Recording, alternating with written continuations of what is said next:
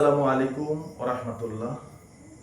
প্রিয় ভারতীয় শিক্ষার্থী বন্ধুগণ, আপনাদের এই আন্দোলনে অর্থাৎ আপনাদের এই যৌক্তিক আন্দোলনকে সমর্থন জানিয়ে আজকে আমি আমার ভিডিও শুরু করছি।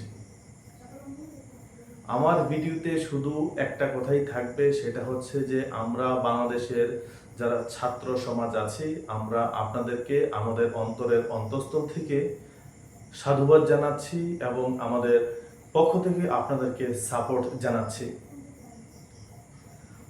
আমরা যারা পড়াশোনা করেছি, এখনো যারা পড়াশোনা করছি, পড়াশোনা করার পর যদি রাষ্ট্র আমাদেরকে কাজে লাগাতে না পারে, আমাদেরকে যদি সুযোগ দিতে না পারে, আমাদের যদি কর্মসংস্থান সৃষ্টি করতে না পারে, এটা রাষ্ট্রের সমস্যা বা রাষ্ট্রের ব্যর্থতা। এতে করে আমাদের দোষ যদি কেউ দিয়ে থাকে, তাহলে আমি ভাববো বা আমি বলতে চাই যে তিনি একজন অর্থাৎ অজ্ঞের পরিচয় দিয়েছেন বা মূর্খতার পরিচয় তিনি দিয়েছেন।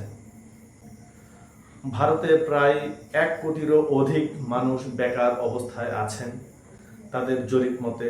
তাদের একজন দায়িত্বশীল ব্যক্তি তিনি শিক্ষিত বেকারদেরকে ককরোচ বা তেলাপোকার সাথে বা আরশোলার সাথে তুলনা করেছেন। ভারতীয় শিক্ষার্থীরা ক্ষুব্ধ হয়েছেন। এটা আমি মনে করি যে তাদের যেই ফুঁসে ওঠা বা ক্ষোভে ফেটে পড়া, এটা একটা যৌক্তিক কারণ, যৌক্তিক দাবি।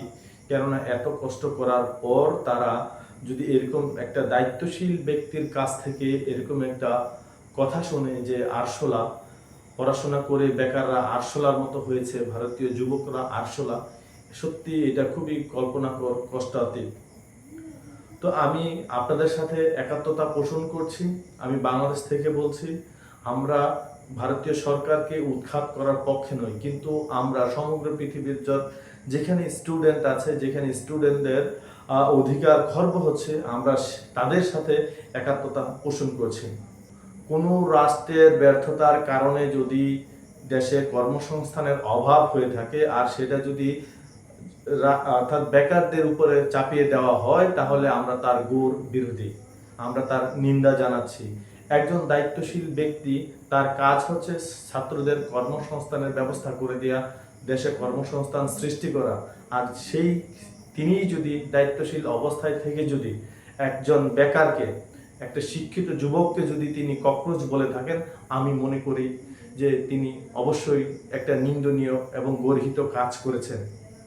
আমরা আবারও বলতে চাই, আমি বাংলাদেশের পক্ষ থেকে ভারতীয় যত শিক্ষার্থী আছেন আপনাদেরকে স্বাগত। তবে আমাদের সম্মতি আছে, আমাদের ভালোবাসা আছে আপনাদের প্রতি।